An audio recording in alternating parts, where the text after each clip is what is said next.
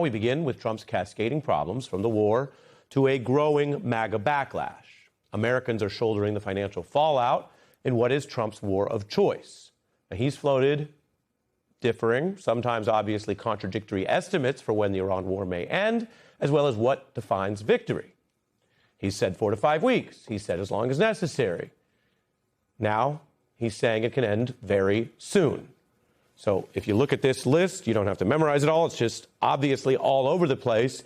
4 to 5 weeks was a kind of opening salvo. Perhaps he thought it sounded tough on Iran. Now he's saying very soon, suggesting he wants out.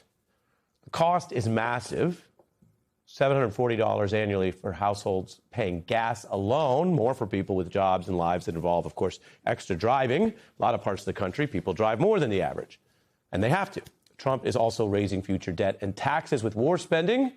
The war is costing billions. Every week, we have a record-breaking Pentagon budget proposal from this administration, of course, relating to war spending. Now, facing those kind of costs, House Republicans have vowed lower gas prices soon. And when you're a politician, you are allowed to say things that might sound unlikely. Gas prices are up, not down. And if we ended the entire war today, we'd still have a lot of new problems that we didn't have economically before the war began. But you're allowed as a Republican to go around and say, hey, that's what you hope, that's your plan. So they've been saying that it'll be down by the midterms. It's a message that Trump can't even stick to, though. For your edification tonight, we have pulled his comments from Sunday to now on this issue with the same Fox host. So do you believe the price of oil and gas will be lower before the midterm elections? I hope so. I mean, I think so. It could be, or the same, or maybe a little bit higher. Somehow they misquoted me. I think oil will be down to the levels it was. You know, they said I expect oil to be high at the midterms. I don't expect that. I think that we will be somewhere around where we were, maybe even lower. Point number one, he's lying. You heard him there saying it could be higher. He gets to go out, he's the president, and give interviews and be heard and quoted. But in a kind of sad, self-complaining, feckless type of lie, when quoted accurately, he accuses others of misquoting him. That's how he handles a gaffe. That's number one. Number two, on the substance, he is now back to the GOP message, because admitting that it's actually going to be high or higher undercuts everything that he ran on in 24, lower prices and inflation, and that current Republicans are running on fighting for their jobs and seats. That's the dynamic. Our reporters just hit the field seeking Trump supporters who are willing to talk. Some were eager to talk. Some quite clearly angry, not buying Trump's messaging on the war, the prices, or his Jesus post. I personally don't think we should be fighting wars in the Middle East. I think it's us playing our part in the war, us playing our part to not let Iran get a nuclear weapon. And that's the way I look at it. I mean, it is bad for a lot of people. Gas up 50, 60 cents a gallon. That hurts. The posting of the AI photo of Jesus that was later deleted. Right. Is that something that concerns you or frustrates you?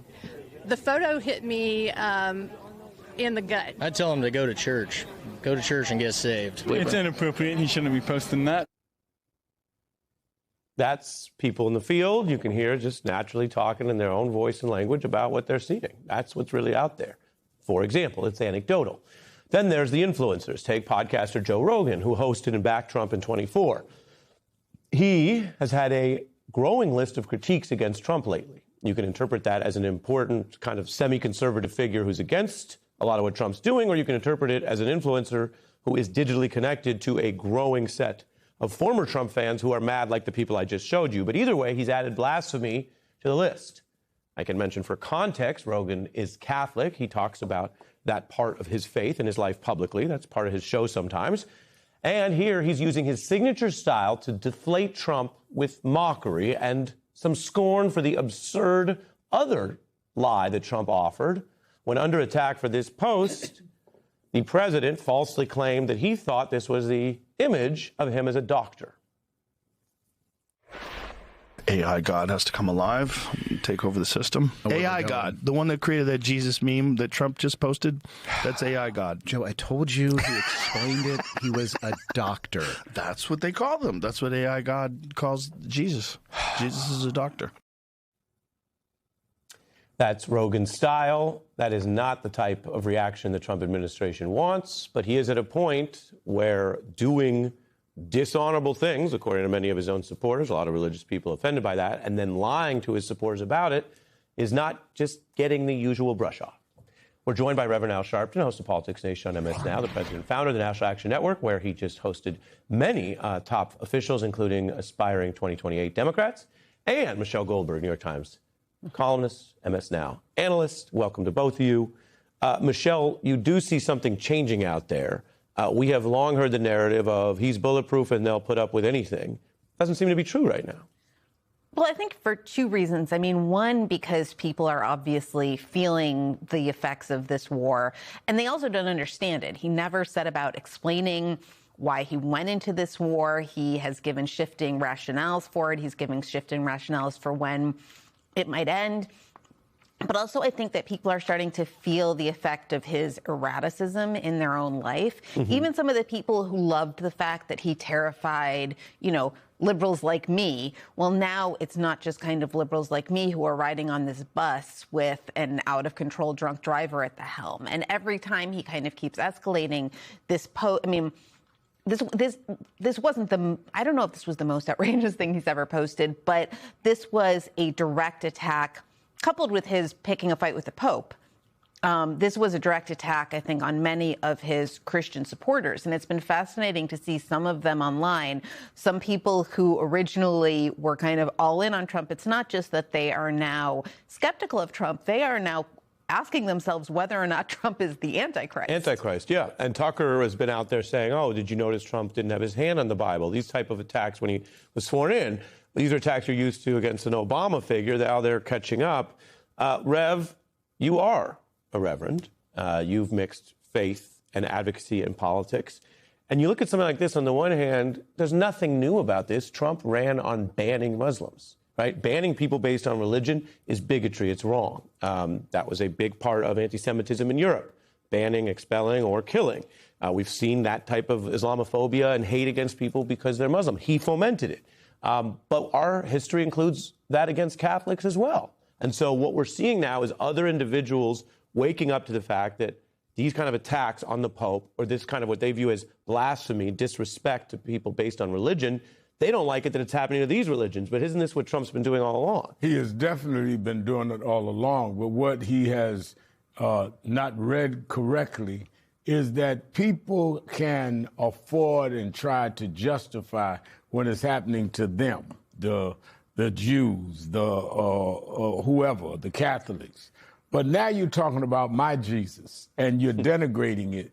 Because I was raised to believe Jesus was Lord. And then you're going to insult my intelligence by saying, oh, I thought it was a doctor. Well, a doctor doesn't put his hand on somebody to heal them and hold a light of the world in the other hand. I mean, where was the stethoscope or something that a doctor... So how did you get confused? So you're not only saying that you don't believe in my Jesus, you're also saying that I'm stupid and that you can tell me anything and that I'm supposed to go along with it. That's why he's getting such a backlash here, because there's no rational way to explain it and there's no acceptable way to accept it. Yeah. You mentioned how erratic he sounds. This is a big part of this. And the fact that he's operated with a low bar, or Maureen Dowd memorably likened him to the cartoons in Who Framed Roger Rabbit, and they're not judged by human scale. He's benefited like that for some time. And yet the erraticism is a different level now. Here's just some recent examples. You think Tom Tillis is going to give you a vote? Well, we're going to have to find out. He might not, but that's why Tom Tillis is no longer a senator. Okay.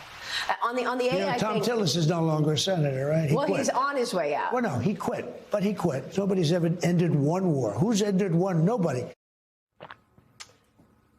Lately, the question often when he's wrong is he lying or is he confused? There, he looked confused. We had this question around the last presidency as well. Are you watching someone in decline who's not up to the job? You know, I think it's much more difficult to tell with Donald Trump than it was with Joe Biden because, first of all, because the bar was so low, and it's not as if Donald Trump has ever made a lot of sense. But yes, I think that he is more erratic than he was in the past. and just kind of is more confused. I mean, you can never tell when Donald Trump says something that's not true, whether it's deliberate or not. But I also think Donald Trump has always, he's less in control of himself. Right. You know, he's always had this instinct for defilement that I don't know where it comes from. He wants to kind of lower the tone in the White House, not just by covering it with tacky guilt, you know, by having a UFC fight there. I don't know if you remember during one of the No Kings protests when he posted that image of himself dumping excrement on American citizens. And now that instinct for defilement is extending to the things that are sacred to his own followers, but he just can't stop himself. You know, the dynamic, Rev, also is Republicans basically thinking that the only way they can sound rational is to pick what they're against Trump on and admit Republican losses. There's no pride here. I want to show something that folks might not have seen yet. This is one of those kind of fairly conservative podcasts, and this is Senator Tuberville, and here's his message. Hell, we ain't done anything in the majority. Should we keep majority? We've gotten one bill passed, and that was President Trump pushing and pushing and pushing, and it took us 18 hours to get Republicans to vote for it. 18 hours straight on the Senate floor, and it's embarrassing. So you've got some elected Republicans whose message is, we get it, we suck, we're embarrassing, we should lose. And saying it openly. But I think that one of the things that we have to deal with, I've been wrestling back and forth for 40 years with Donald Trump. Donald Trump is not smart. He's slick. There's a difference. He knows how to play the word game. You know, you mentioned Joe Biden. Joe Biden looked up to people like John Kennedy and Franklin Delano Roosevelt. He looked up to Roy Cohn.